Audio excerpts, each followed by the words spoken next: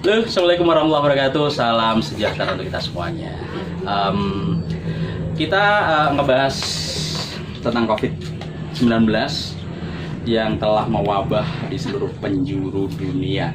Nah, apa sih efeknya? Yang jelas banyak yang meninggal, banyak yang sekarang pada takut keluar rumah.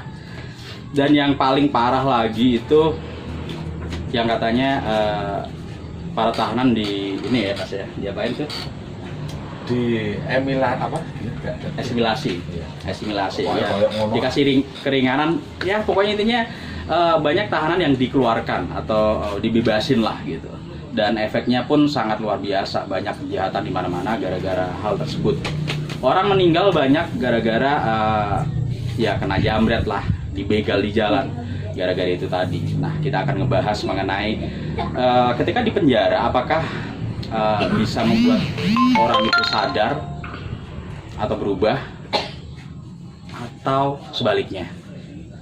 Oke, di sini saya pengen ngobrol sama salah seorang yang pernah hidup di tahanan. Selamat sore, Bung Joko ya. Joko Mas. Joko Suseno. Joko Suseno. Pernah ditahan Mas ya? Pernah Mas. Berapa lama itu? Waktu itu masih sekolah sih Mas sebenarnya sih. Masih sekolah? Masih sekolah. Udah lama sekali. Lama sekali. Kenangan pahit Mas waktu masa sekolah. Kenapa bisa di penjara? Ya waktu itu biasalah Mas, kenakalan remaja. Bukannya kalau masih remaja di bawah 17 tahun itu nggak bisa di penjara, masih anak-anak. Kenyataannya kan nyatanya bisa Waktu itu ya. waktu itu. Mungkin kalau sekarang udah nggak ada yang namanya penjara untuk anak-anak. Nggak tahu juga sih Mas. Oh gitu. Nah, kita ngebahas mengenai kehidupan di penjara seperti apa ya. Kita bicara mengenai di penjara itu sadis atau bagaimana? Kalau kehidupan di penjara itu dikatakan sadis ya sadis Mas, dikatakan santai-santai aja. Bisa dijelaskan satu-satu? Bisa Mas. Kita di penjara itu tergantung dengan kasusnya Mas. Kalau kasus yang utama yang paling dibenci teman-teman napi tahanan itu satu kasus pemerkosaan Mas. Itu mereka itu geram sekali kalau masalah itu. Itu yang ada di penjara, maksudnya yang sudah di dalam? Ya di dalam Mas. Itu pada geram? Pada geram. Masalahnya apa? Kadang mereka juga teringat dengan anak istrinya di rumah. Itu yang membuat mereka geram sebetulnya. Oh, terus misalkan geram apa yang dilakukan? Ya mungkin aja para tahanan itu mungkin aja ya ada yang disiksa, dianiaya juga di dalam. Itu sesama ini tahanan ya? Ya sama tahanan.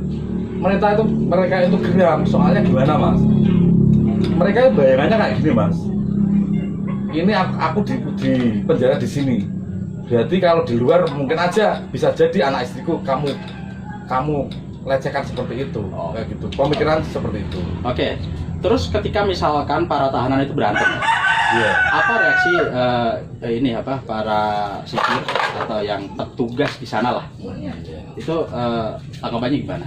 Ya yang pasti nanti kalau masalah berantem itu di dalam itu wajar Mas. Tapi nanti ya yang melerai itu ya sipir juga sih. Dan kalau andai pun fatal, ada salah satu napi yang mungkin aja pemicu kerusuhan juga. Di dalam sana, di dalam LP itu ada yang namanya sel tikus. Itu khusus yang membuat onar di dalam penjara Mas. Selnya kecil, iya. Itu semacam karantina. Jadi di dalam sana itu sudah dihukum di karantina lagi, kayak gitu Mas. Oh. Dan selnya itu kecil sekali, 1 kali 2 meter. Itu berapa lama? Nah tergantung dia kesalahannya parah apa enggak gitu Mas. Kalau Anda sendiri pernah? Kalau di dalam sana aku dulu menjalani masa tahanan Mas. Tahanan, terus vonis jatuh, terus saya dipindah di sel napi gitu. Itu berapa lama? Sekitar waktu itu sekitar 5 bulan Mas aku Mas. Wow, 5 bulan. lumayan lama ya. Lumayan juga sih sebenarnya. Nah, pertanyaan saya, apakah di penjara itu bisa membuat orang berubah atau malah justru sebaliknya? Ini Mas kesimpulannya ya Mas ya. Tergantung kita juga sih sebenarnya. di dalam penjara itu bisa membuat orang sadar juga, dan malah sebaliknya. Ya oke, kita membahas yang sebaliknya. Mungkin kalau sadar kan kita emang sudah tahu lah Iya. apa yang sudah di benak para tahanan itu sendiri gitu kan. Iya, Mas. Mungkin karena faktor usia juga gitu kan. Terus yang bikin orang itu malah sebaliknya tadi, tambah edan gitu. Jadi gini Mas, di dalam penjara kita kan nggak 1-2 orang, 5 orang, 10 orang, beratus-ratus orang, dan di penjara itu semuanya itu orang pada punya masa lalu yang kelam dan bermasalah. Dan kalau andai kata orang itu benar-benar ya kepengen nggak berubah ya Mas, itu di situ di dalam penjara pun mereka itu malah menjadi itu apa, teman-temannya nanti kalau di dalam itu udah pada ngobrol jago, nanti kalau mereka nanti keluar ujung-ujungnya nanti bisa ketemu lagi dan melakukan kejahatan seperti itu. Nah, kita kan membahas mengenai sekarang para tahanan kan pada keluar lah ya. Iya. Terus menjadi para penjahat lagi lah. Langsung malah gitu kan. Iya. Itu apa yang menyebabkan hal seperti itu? Gini Mas, kesimpulannya Mas, kalau yang namanya sekali penjahat itu Mas, apalagi kayak begal, perampok, pencuri, itu ya mohon maaf juga ya Mas ya, itu udah watak dan sifat Mas. Mereka itu seakan-akan kalau keluar Mas, mereka itu lebih brutal lagi. Emang itu sifatnya, kerjaannya kayak gitu, nggak bisa berubah, malah menjadi-jadi. Nah, gitu. Ketika di penjara, adil nggak? Di penjara itu dikatakan adil ya enggak juga sih Mas. Di dalam penjara itu yang punya uang yang berkuasa Mas. Oh, maksudnya? Ya gini, kalau kamu ya Mas, kayak ibaratnya saya ya Mas ya, di Iya. dalam penjara, mungkin kasus koruptor, kasus penggelapan uang, otomatis kan mungkin saya ini kan kaya kan Mas, di luar sana kaya, dan di dalam penjara pun mungkin ada keluarga saya yang menyuplai dengan masalah uang apa segala macam yang berbau dengan itu ya Mas, kesenangan. Itu uang di dalam penjara itu raja Mas. Apa saja fasilitas yang ada di lapas? Di lapas itu, di dalam lapas itu ada tempat ibadah Mas, masjid ada. Itu pasti. Pasti Mas. Ya, terus selain itu? Selain itu ada lapangan voli. Kadang kalau teman-teman waktu pagi kayak gitu kan dibuka selnya dibuka Mas untuk olahraga. Jadi tahanan sama napi bisa berkumpul bersama untuk Enggak gini, fasilitas untuk maksudnya yang berduit, kita bicara seperti itu. Apakah ada perbedaan antara napi biasa sama orang yang berduit, semisal koruptor tadi gitu? mungkin kalau waktu dulu saya di penjara ya Mas ya, Ya. itu dulu satu kamar saya itu ada yang kasus koruptor Mas. Ya, soalnya gini Mas, dulu waktu saya di dalam penjara itu saya menempati kamar yang besar. Jadi berbaur Mas, kasus pembunuhan ada, kasus pencurian ayam ada, kasus bertengkar ada. Dan kita waktu zaman dulu itu dikumpulkan jadi satu Mas. Ya fasilitasnya mungkin kalau yang nggak punya uang tidurnya di tikar Mas.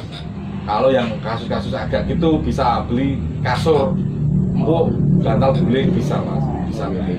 Itu yang aku ceritakan itu masalah koruptor di sini ya Mas ya. Nggak tahu kalau di luar sana nggak tahu juga sih.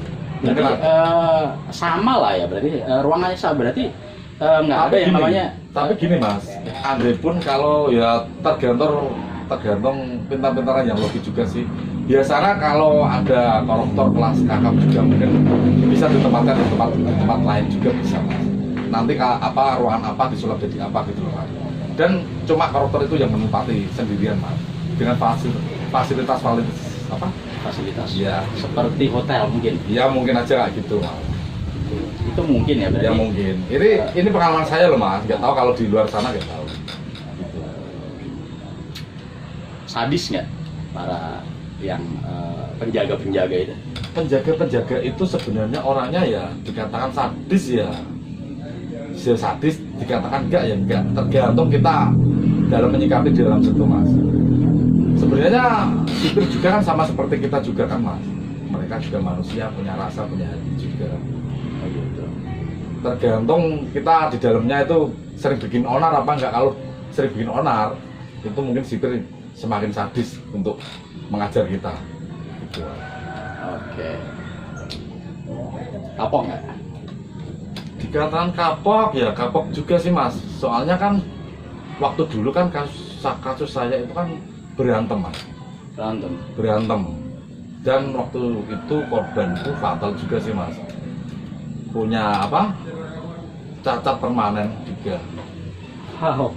Kadang menyesal juga mas itu, tapi saya kembalikan lagi ya waktu gimana ya mas, waktu itu saya ya masih muda mas, jiwa masih berkobar, tapi sekarang udah tua gitu loh mas. Ya. Oke. Ada yang ingin disampaikan mungkin kepada para mantan napi atau mungkin yang barusan lepas dari tahanan? Ya gini mas, kesimpulannya ya mas, lebih enak di luar daripada di dalam penjara. Soalnya gini, seenak-enaknya di dalam penjara mas, kita nggak bisa berbuat apa-apa, cuma di lingkup gitu aja. Lebih bebas kita di luar sana. Dan untuk pesan-pesan teman-teman yang udah dapat apa, asimilasi ya, ya kita hidup di dalam kan cuma gitu juga kan. Lebih enak kita berbuat baiklah di luar sana. Kita perbanyaklah istighfar, tobat. Ya. Oke. Berbuat baik intinya. Berbuat Ya. baik intinya mas. Oke. Terima kasih untuk waktunya Mas Joko, semoga sukses. Ya mas, sama-sama mas. Oke. Terima kasih ya untuk teman-teman semuanya. Sampai jumpa di video selanjutnya. Assalamualaikum.